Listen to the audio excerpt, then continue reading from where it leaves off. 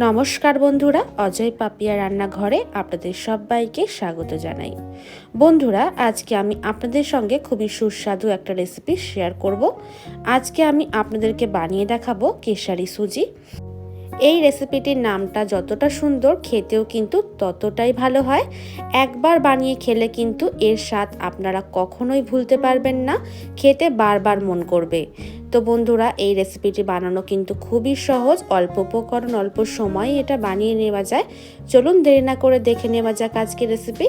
প্রথমেই ওভেনের মধ্যে ফ্রাই প্যান বসিয়ে নিয়ে ফ্রাই প্যানের মধ্যে নিয়ে নিয়েছি 1 টেবিল চামচ পরিমাণে ঘি ভালোভাবে গরম করে নিয়ে দিয়ে দিচ্ছি এখানে 25 গ্রাম কাজু বাদাম আর 25 গ্রাম কিশমিশ। এখানে আমি নিজের মাপ অনুযায়ী ব্যবহার করেছি, আপনারা এর মাপটা কমিয়ে বাড়িয়ে ব্যবহার করতে পারেন।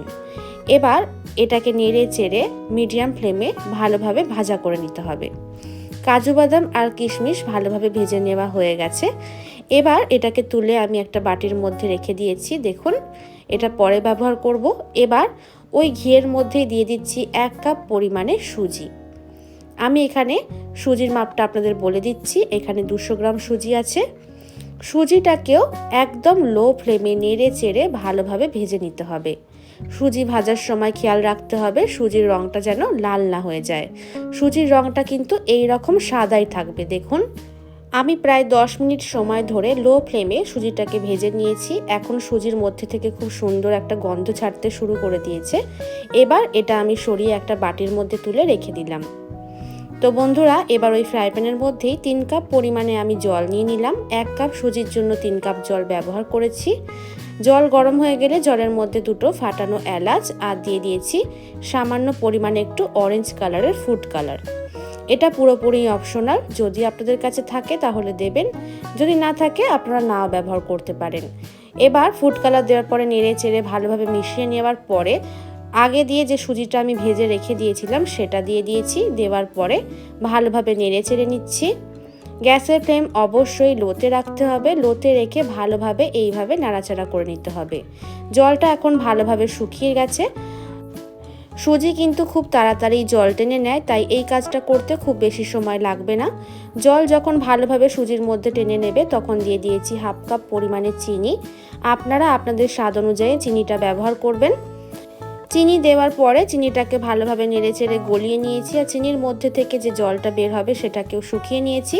তারপরে ফ্লেভারের জন্য দিয়ে দিয়েছি সামান্য পরিমাণে একটু কেশর, আর দিয়ে দিয়েছি 1 টেবিল চামচ পরিমাণে ঘি। তারপরে আবারও নেড়েচেড়ে নিচ্ছি। নেড়েচেড়ে নিতে নিতে দেখুন বন্ধুরা, সুজির মিশ্রণটা কিন্তু এইভাবে ফ্রাই প্যানের মধ্যে থেকে উঠে আসবে। আশা করছি আপনারা দেখেই বুঝতে পারছেন। এই দেখুন। আর হ্যাঁ, একটা কথা আপনাদেরকে বলে রাখি, এই রেসিপিটি বানানোর জন্য কিন্তু কখনোই গ্যাসের ফ্লেম হাইতে রাখা যাবে না, মিডিয়াম টু লোতে রেখেই কিন্তু এই রান্নাটা করে নিতে হবে। ভালোভাবে নেড়েচেড়ে নেওয়ার পরে এখানে আমি দিয়ে দিয়েছি আগে দিয়ে ভেজে রাখা কাজু কিশমিশ। দেওয়ার পরে আবারও নেড়েচেড়ে ভালোভাবে মিশিয়ে নিয়েছি। বন্ধুরা, এই রেসিপিটি তখনই হবে যখন এই রকমভাবে পুরোপুরিভাবে ফ্রাই প্যানের মধ্যে থেকে সুজির মিশ্রণটা ছেড়ে দেবে, তখনই বুঝতে হবে কিন্তু যে এই রেসিপিটা তৈরি হয়ে গেছে। দেখুন, আমাদের আজকে রেসিপি তৈরি হয়ে গেল। এটাকে আমি একটা বাটির মধ্যে নিয়ে নিচ্ছি।